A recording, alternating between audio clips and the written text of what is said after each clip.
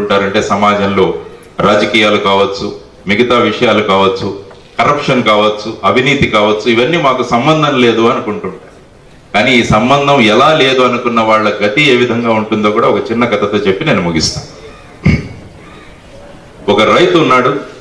ఆ రైతు ఇంట్లో తనతో పాటు ఒక కోడి, ఒక మేక, వీటితో నివసిస్తున్నాడు రైతు ఆనందంగా పొలం చేసుకు.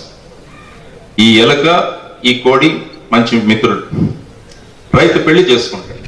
పెళ్లి చేసుకుని భార్య ఇంటికి వచ్చిన తర్వాత ఈ ఎలక అటు ఇటు తిరుగుతుంటే ఈవిడకు చికాకు పుట్టి ఈ ఎలకని ఏ విధంగా మనం చంపేయాలండి అని చెప్తుంది అన్నమాట. ఆ ఎలక వింటుంది. అది విని వెళ్ళి కోడికి చెబుతుంది, ఇలా రాజు ఒకసారి రైతు భార్య మాట్లాడుకుంటున్నారు కాబట్టి రేపు నీ దగ్గర జొన్నలు వేయడానికి రైతు వచ్చినప్పుడు చెప్పు, ఆ ఎలక మంచిది, దాన్ని ఏమి చెయ్యకు అని. అప్పుడు ఈ కోడి ఏముంటుందంటే అది నీ జీవితం, నాకు సంబంధం లేదు అంటే. ఆ తర్వాత రైతు దగ్గర ఒక మేక కూడా ఉంటుంది. ఈ ఎలక వెళ్ళి మళ్ళా మేకను కూడా అడుగుతుంది. మేక కూడా అదే చెబుతుంది, అది నీ జీవితం, నాకు సంబంధం లేదు. తరువాత ఆ ఊరిలో ఒక చిన్న కొలను ఉంటుంది.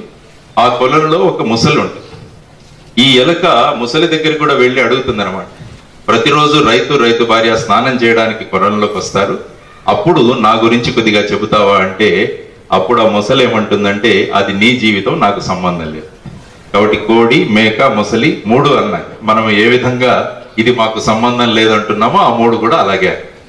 ఆ తర్వాత ఏమైందంటే రైతు భార్య వెళ్ళి ఒక బోన్ తీసుకొస్తారు. పెట్టి ఆయన రాత్రి అందులో ఒక పదార్థం పెట్టేస్తారు. రాత్రి 12 గంటలకు ఒక శబ్దం వస్తుంది ఆ బోన్లోంచి. రైతు భార్య చాలా ఆనందిస్తుంది అనమాట. ఈ రోజే బోన్ తీసుకొచ్చాను, ఈ రోజే ఎలక ఇందులో పడిపోయింది అని, ఎలక ఎలా ఉందో చూద్దామని లైట్ కూడా వేసుకోకుండా అక్కడికి వెళ్ళి ఆ బోన్ మీద చేయి పెడుతుంది.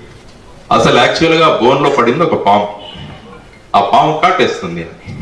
దాంతో రైతు భార్యను ఆ పరుపు మీద పడుకోబెట్టి డాక్టర్ని తీసుకొస్తాడు. డాక్టర్ ట్రీట్మెంట్ ఇవ్వడం మొదలు పెడతాడు. ఈ విషయం ఊరిలో తెలుస్తుంది. తెలిసి ఊరి వాళ్ళంతా వచ్చి కూర్చుంటారు. మీ గ్రామాల్లో పరిస్థితి ఎలా ఉంటుందంటే ఇంట్లో ఏదైనా జరిగితే అన్ని పనులు వదిలేసి అక్కడ వచ్చి కూర్చుంటారు. ఈ విధంగా కూర్చోవడం జరిగింది. వైద్యుడు వైద్యం చేస్తున్నాడు, అందరూ కూర్చున్నారు. రైతు కూడా వాళ్ళందరికీ టీలు, కాఫీలు అన్ని సప్లై చేయడం మొదలు పెట్టారు. టిఫిన్లు, భోజనాలు. 2 రోజులు గడిచింది, ఇంకా వైద్యం కంటిన్యూనే అవుతుంది, ఎవరు వెళ్ళట్లేదు. మామూలుగా మనకు అన్నారు ఇందాక సురేఖ గారు, మనకు ఆతిథ్యం ఎక్కువ అని. అందుకనే రైతు కూడా అన్నాడంటే 2 రోజుల నుంచి పాపం వీళ్ళందరికీ శాకాహారమే పెడుతున్నాం, మా భార్య ట్రీట్మెంట్ కోసం వీళ్ళంతా వచ్చారు కాబట్టి ఒకసారి మాంసాహారం పెడదామని, మంది తక్కువ ఉన్నారు కాబట్టి మొదటి కోడిని కోసేసి బిర్యానీ చేసి పెట్టారు. వీళ్ళందరూ తిన్నారు. ఈ వార్త తెలిసిందనమాట. ఇంకా రైతు భార్యకు ఆ విధంగా ట్రీట్మెంట్ జరుగుతుంది. చుట్టుపక్కల గ్రామాల వాళ్ళు కూడా వచ్చి మళ్ళా అక్కడ కూర్చున్నారు. మళ్ళా టీలు, కాఫీలు, టిఫిన్లు మొదలయ్యాయి. మళ్ళా 2 రోజులైంది. మళ్ళా మాంసాహారం పట్ల మళ్ళా ఒకసారి ఇవ్వాలనుకున్నాడు. మేకను కోసేసి ఇంకా ట్రీట్మెంట్ జరుగుతూనే ఉంది. కాబట్టి అప్పుడు రైతు సెకండ్ ఒపీనియన్ కోసం ఇంకొక డాక్టర్ దగ్గరికి వెళ్ళాడు. ఆ డాక్టర్ వచ్చి కూర్చొని ఇప్పటి వరకు మనకు మామూలుగా చెప్పేటట్టు ఇప్పటి వరకు చేసిన వైద్యం అంతా కరెక్ట్ కాదది, కొత్త వైద్యం మొదలు పెడదాం. దీనికి ఒకటే ఒక మందు ఉంది ఈ పాము కాటుకి, అదేంటంటే మొసలి రక్తం. అనగానే ఈ వచ్చిన వాళ్ళందరూ కూడా చెరువులో దిగి ఆ మొసలిని పట్టుకొని దాన్ని చంపేసి దాని రక్తాన్ని తీసుకొచ్చి అప్పుడు ఆ డాక్టర్ ఇవ్వడం వల్ల ఆవిడ కోలు. ఈ మొత్తం కథ ఎందుకు చెప్పానంటే నేను ఎలక ఇంకా అలాగే ఉంది. ఏదైతే నాకు సంబంధం లేదన్నాయో ఆ 3 పోయాయి అన్నమాట. అదే విధంగా సమాజంలో కూడా ఇప్పుడు అదే పరిస్థితి జరుగుతుంది.